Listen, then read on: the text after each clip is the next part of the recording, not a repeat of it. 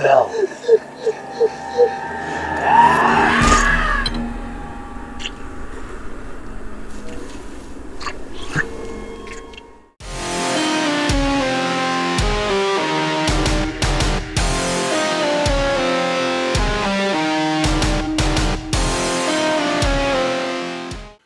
What do you get when you cross the Evil Dead with Friday the 13th? You get the Bell Keeper. This is directed by Colton Tran and stars Randy Couture, who you may know from The Expendables and his days in UFC. You've also got a small role from Bonnie Aaron, of course, Valak from the Conjuring movies.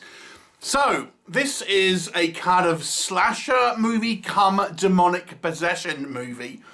It focuses on a group of friends as they are travelling to kind of do a documentary on haunted locations. It's not a found footage movie, despite that kind of premise. It's a standard movie. I mean, they're all kind of moving around this kind of Winnebago, kind of going from place to place. And they want to go to this particular area which has got a reputation for kind of people going missing, particularly kind of like younger people.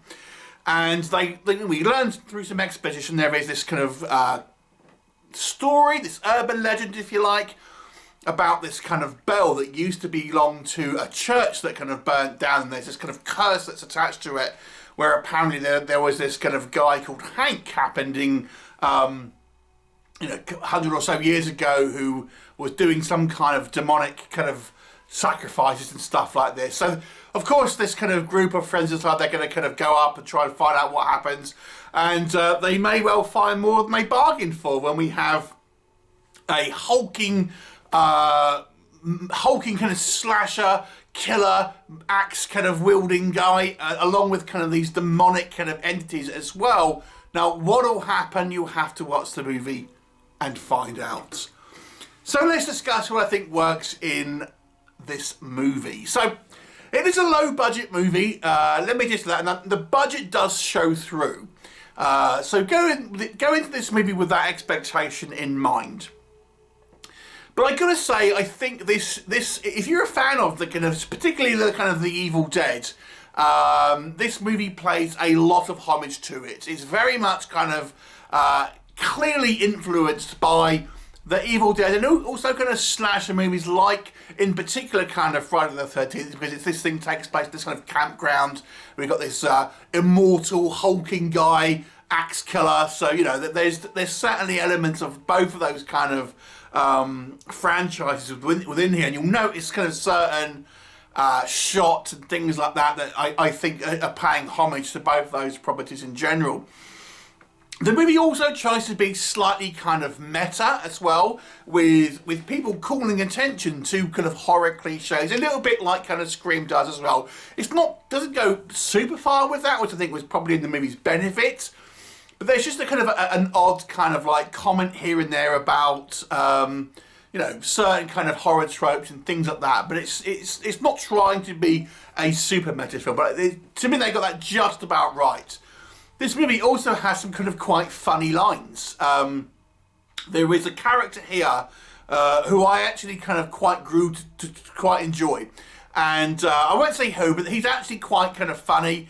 And there's a particularly kind of funny sequence involving this character and a couple of other ones where they're going to discuss certain criteria to do a kind of a ritual and things, which I thought was quite pretty funny. But there are a couple of funny moments here.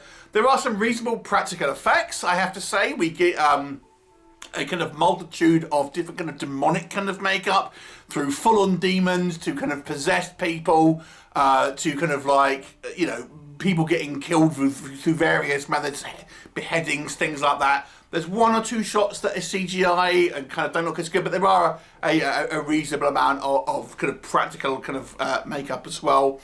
The movie is quite basic, to be honest, but it's a very kind of undemanding film. If you want a kind of just an easy kind of horror watch, there's a mild twist in it, but it's nothing too kind of you can't see coming. But I think if you want a relatively undemanding, kids in the woods running away from dangerous forces, this is a movie for you. It really is, lots of kind of like dry ice and things like that in the woods that doesn't really make any kind of real logical sense and things, but it's just kind of like, you enjoy those kind of horror tropes that you've kind of seen before in kind of in many films for it. I think that a lot of the kind of our protagonists, this kind of group of younger people, play up to certain stereotypes, but I think that's part of the idea here, is that these are a group of very stereotypical kind of horror cliches that you'll kind of see in the movies and things like this. And it does do a little bit to kind of play with them, which I kind of liked. And I gotta say, I thought the acting wasn't too bad. There was, you know, out these kind of like a group of like this kind of documentarian, film crew, friends.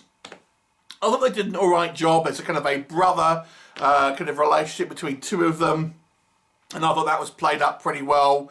And there are some deaths here in certain kind of orders I wasn't expecting. And it's a relatively kind of like reasonably paced movie.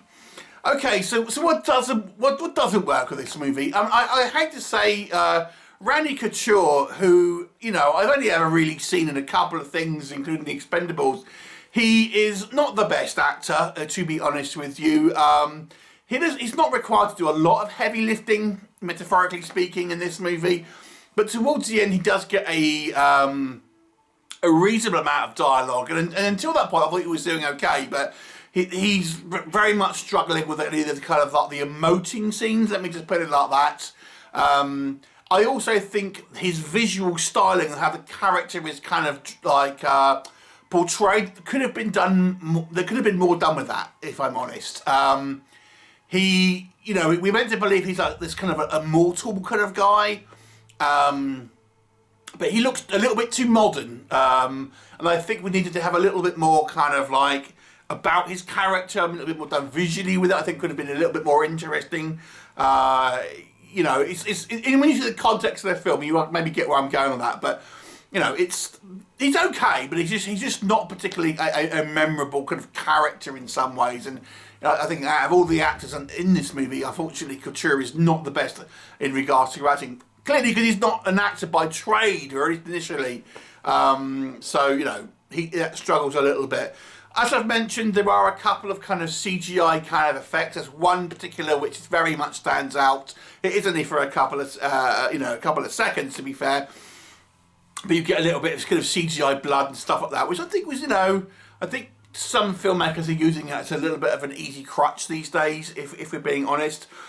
As I've mentioned, the film is relatively kind of basic, and there's not a huge amount of plot. The characters are a little bit, or at least the majority of characters are a little bit kind of cliche, and that kind of might bother some. As I said, I suspect that was a choice, but you know, if you just look at it on a surface level, you will feel these kind of characters seem like every other kind of horror cliche you've kind of seen in the movies. The movie does have a kind of a cheap feel to it. There are certain elements here that you feel really buckle under the weight, particularly the finale, which I have to say is very poorly choreographed. Unfortunately, I actually thought the movie more or less got away with its low budget until we kind of get to the finale, where we have somewhat of an action sequence, I guess you want to say, and that action sequence was quite poorly handled, unfortunately, and really doesn't do the movie any favours, and looks like, well, I don't want to say too mean, but it doesn't look good. Let me just put it like that. I guess you might accuse this movie of trying to ape films to a certain degree, a little bit too much, if we're being honest as well. I mean, it's clear what its kind of influences are, and you could argue maybe it should try and have more of an identity in its own. I mean, I kind of quite enjoyed these clear homages, but I guess it's a critique that some might have. So, you know, overall it's kind of it buckles a little bit under its kind of budget, and it's kind of somewhat of a basic kind of story. There's not a lot to it really, but I think the movie had enough going to make this an entertaining watch. It's a fun kids running away from monsters in the woods movie. That's what if you like those kind of things, and I know there's plenty of people that do, and you don't mind the lower budget movie, I think you can enjoy this one. It's a good old-fashioned horror romp, I would say. In actual fact, I mean, I would say this is probably better than average in regards to a lot of its sort of peers in the kind of the low budget kind of VOD kind of straight to DVD market in actual fact, because I do feel there are elements here, the kind of the moulding of Evil Dead and kind of a Friday the 13th, plus some of the comedic elements, and our kind of main protagonist I actually quite liked as well. So I'll give this one a 6 out of 10. I did find it quite enjoyable despite a few flaws. Would you watch it? Please do let me know if you have seen it. Let me know what you think, and I look forward to seeing you next time. Bye for now.